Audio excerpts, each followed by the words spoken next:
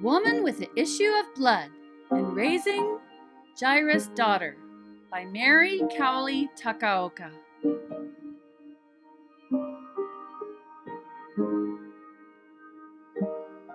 Now, when Jesus had crossed over again by boat to the other side, a great multitude gathered to him, and he was by the sea. And behold, one of the rulers of the synagogue came, Jairus by name.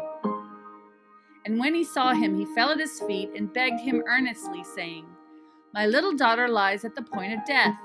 Come and lay your hands on her, that she may be healed, and she will live." So Jesus went with him, and a great multitude followed him and thronged him. Now a certain woman had a flow of blood for 12 years, and had suffered many things from many physicians. She had spent all she had, and was no better, but rather grew worse.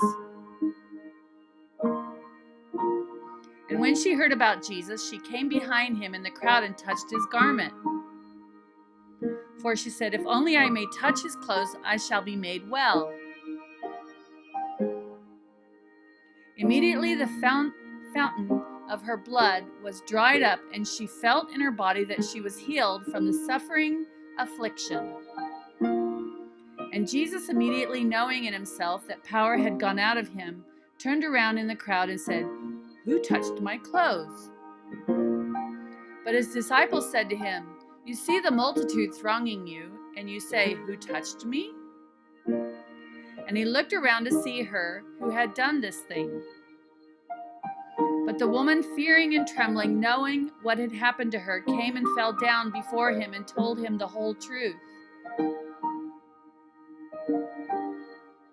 And he said to her, "Daughter, be of good cheer. Your faith has made you well.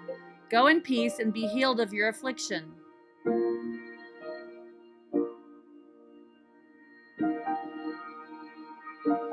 While he was still speaking, some came from the ruler of the synagogue's house, who said, "Your daughter is dead.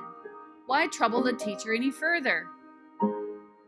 As soon as Jesus overheard and ignored the word that was spoken, he said to the ruler of the synagogue, "Do not be afraid, only believe." And he permitted no one to follow him except Peter, James, and John, the brother of James.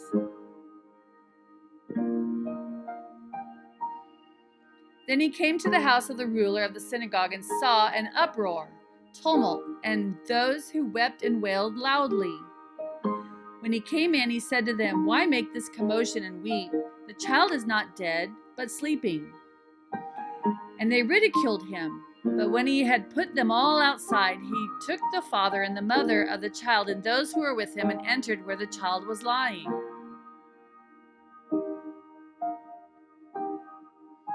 Then he took the child by the hand and said to her, "Talitha kumi," which is translated, "Little girl, I say to you, arise."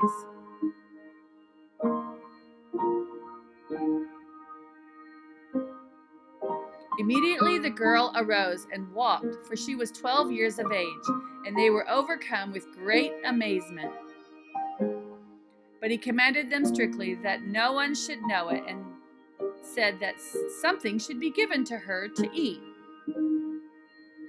The End by Mary Cowley Takaoka.